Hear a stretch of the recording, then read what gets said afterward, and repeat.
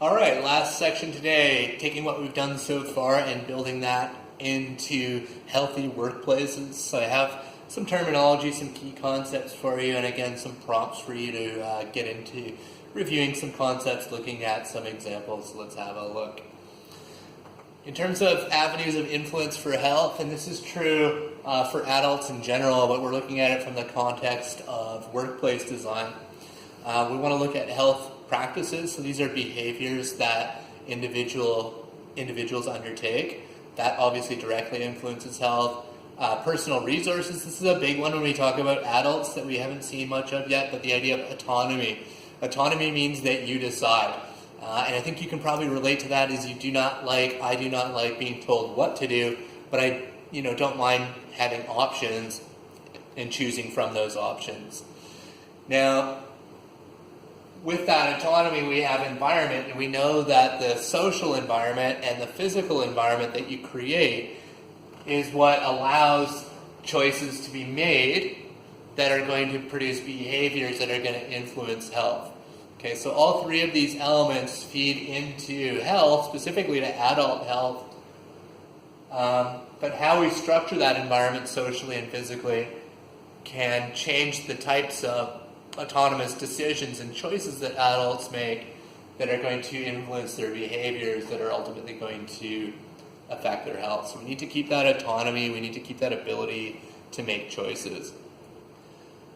When we talk about workplace health, some of the most common things we talk about are what are called health action plans or health action programs or health programs.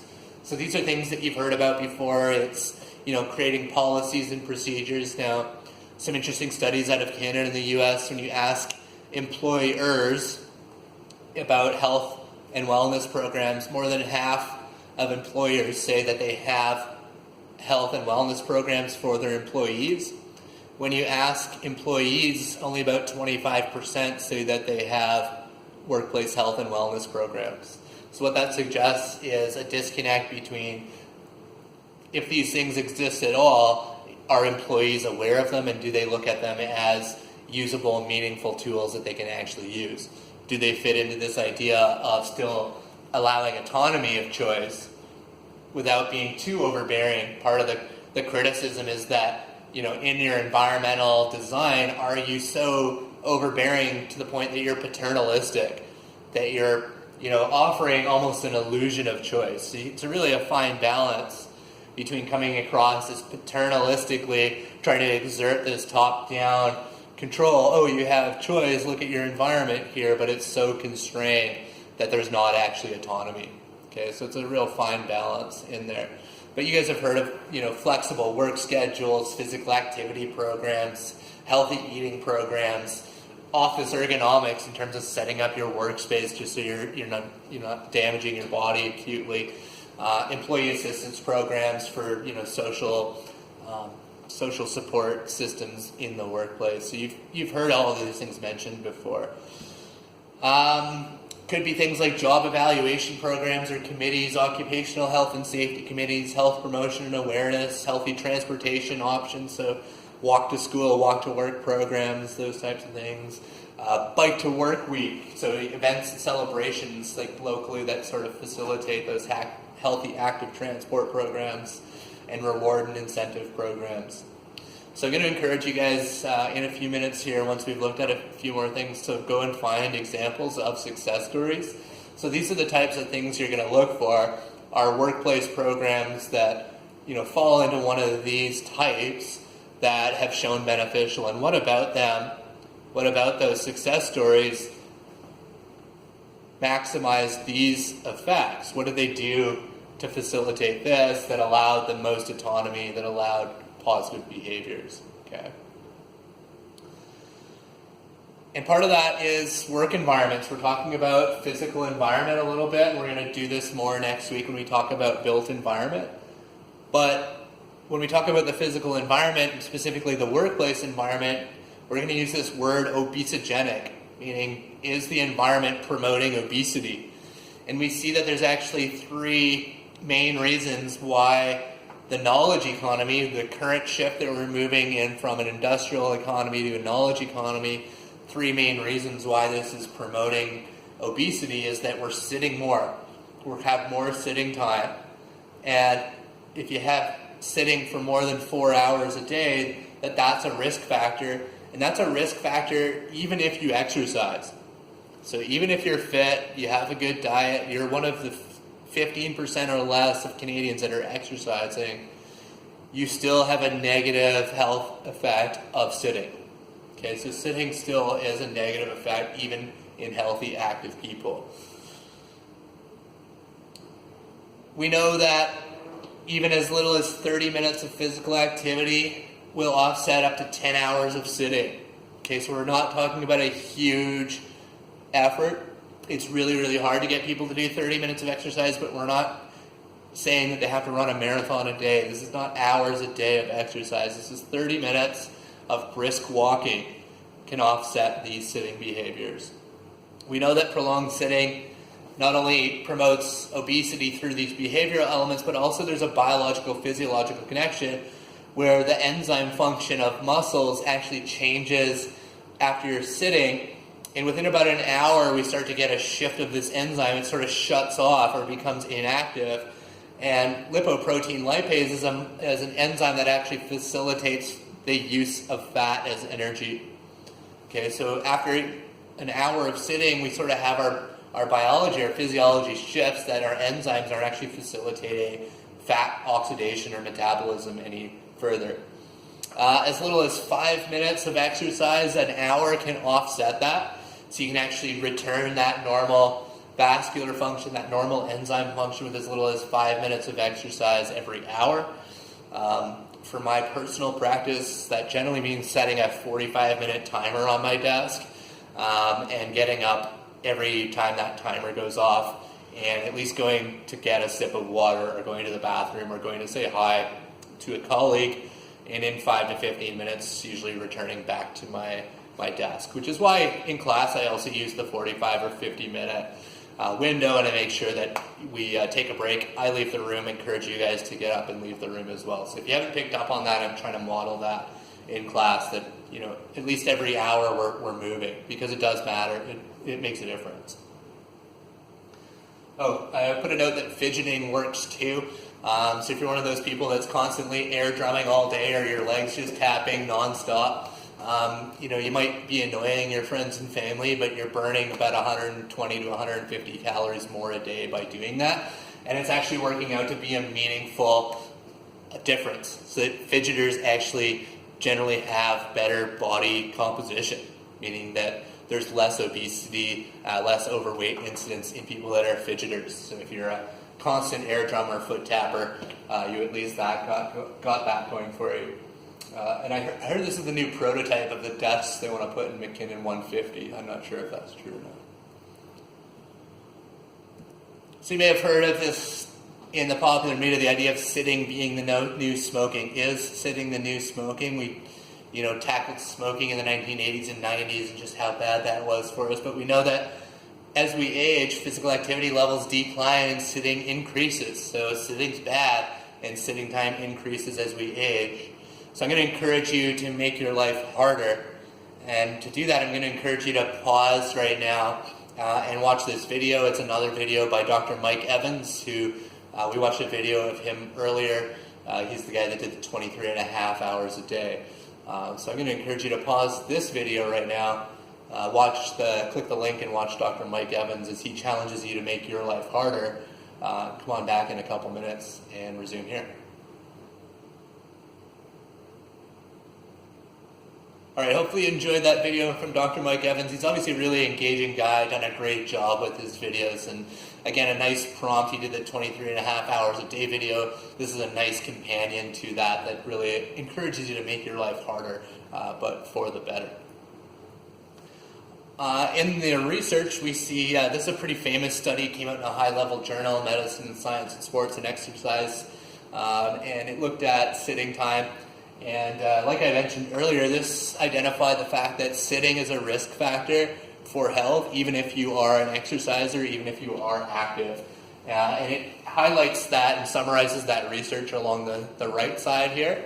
And along the left side is a worksheet that you can use to help determine how much sitting time you get in a day, and then it puts you into that risk category and shows you what the potential ill effects to your health are. So a really nice piece of research that's a nice summary of the sitting effects, but also a nice usable thing, worksheet that you can do. There's also, active desk solutions.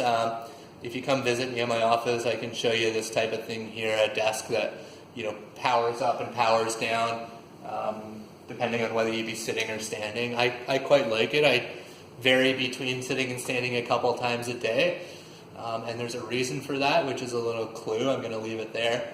You can also get treadmills that sort of interact with standing desks. You can get things like the VariDesk is basically a piece of equipment that sits on an existing table or desk that allows you to raise and lower the height, so it can be a sitting or standing workstation.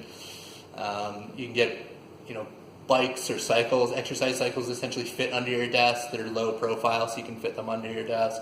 And the Swiss ball thing, these are all, this was a fad about 10 or 15 years ago, people sitting on Swiss balls instead of their office chair.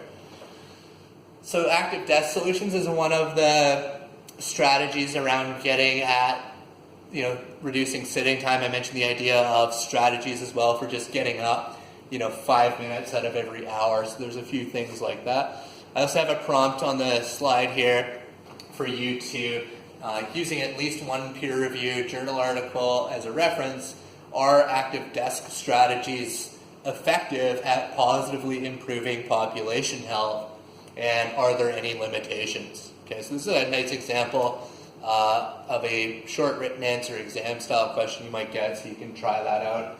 It also challenges you to get into the research a little bit, and again, I'm happy to look at any answers you might have. Not only does being active and sitting less improve your health, it also makes you more creative. So walking, or getting outside specifically and walking, improves creativity and improves your work skills. And this is one of my favorite pictures I've used in several different courses. This is a picture of Albert Einstein, of course, famous for writing about the theory of relativity. And he has a famous quote that says, "I thought of that while riding my bike," and he's actually talking about the theory of relativity. So there's actually quite a few pictures of Albert Einstein riding his bike around. But I always was fascinated by that connection of him actually, thinking of his famous theory of relativity while riding his bike. And here we are, 100 years or more later, looking at the effect of, going for a walk outside actually improves creativity. Well, you think? It turns out to be even more nuanced than that, and that walking before a meeting that requires innovation is still almost as useful as walking during. So one of my favorite things to do, and this may have happened to you if you're trying to have a chat with me, is I'll say, I don't actually have time, but we could do a walk and talk. And that's how I get from point A to point B and have a conversation at the time. And there's a couple of colleagues that I work with regularly that we do a walk and talk once a week. Our weekly meeting is a walk around Ring Road, and we stop for coffee at the end. So we do utilize these strategies. They're subtle things, but they do make a difference, and they do help with that innovation, do help with that creativity. If you want to know more about that study, I've linked it down here, but you do not need to, for the course purposes, explore anymore unless it's helpful to you. Other very popular trend in adult health behavior is this idea of nudge as a health intervention. And a nudge is any aspect of choice architecture that allows people's behavior in a predictable way without forbidding any options or significantly changing economic incentives. So just like the word nudge, it's not a big thing, it's a little thing. It's not a giant perspective shift or perspective change. It's not heavily incentivized, it's just a nudge. Okay? So to count as a mere nudge, the intervention must be easy and cheap to avoid, and nudges are not mandates, they're not policies. So for an example is putting fruit at eye level counts as a nudge. Banning junk food does not. And now there's a solid 10 years or so of research now in adult behavior is really showing this nudge effect is really being pretty profound, and it goes back to what I mentioned autonomy earlier. By using nudge, you facilitate maintaining that autonomy. People don't feel like you're asking them to be a different person or to even make a different choice. You just, the fruit's at eye level, I'm just going to grab a banana. You haven't even actually been aware that you've made a different decision. Okay, so it alleviates all that social guilt, that personal guilt that comes with these big mandated perspective shift changes that are sometimes asked, this idea of a nudge. I have a series of references here if you're interested in getting further into the nudge research, but it basically involves elements of behavioral economics, choice architecture, which is how you structure, the elements of being able to make choices. It talks about health-related decisions, convenience, variety, visibility, nudges in dietary behavior. So if you want to learn more, there's lots of options there, and maybe some of that applies to your project work as well. One example here, this is a recent study only from 2016 that looked at nudge strategy in dietary behaviors for adults, and they found that the use of nudges in dietary interventions increased healthy dietary and nutrition choices by over 15% in adults. And this was a meta-analysis, so this is a summary of 42 interventions looking at choice architecture and what that meant for different elements of choice in adult food choices. So this scanned the spectrum of things like menu labeling from calories and fat nutrition, availability of food, plate size, structure, all sorts of different elements. But basically nudges worked in all these types of research interventions looking at dietary choices. Just those little nudge-like behavioral interventions. There's also a lot of chat recently about physical activity nudges, so using things like an Apple Watch or a Fitbit or other wearables to help promote behavior. So again, I have a challenge for you as a sort of final exam review question, is using at least one peer-reviewed journal article. Do mobile devices and apps offer meaningful population health changes? Again, I'm happy to look at your references, look at your response to that, but we'll do that on an individual basis.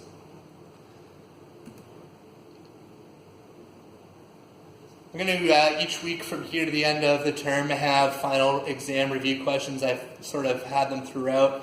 Again, I sort of have one at the end here, is looking at peer-reviewed sources, the ability to summarize successful workplace population health intervention and relate it to course concepts. This is a great example of a longer format written exam question that you might encounter later. And I have some resources on the next page to help you with that. Up next, I've mentioned a few times, we're going to look at this idea of built environment. So we're going to look at neighborhoods, local community environments, and that's going to include things like food environment, food security. I'm looking forward to that. Food and nutrition's a big interest of mine.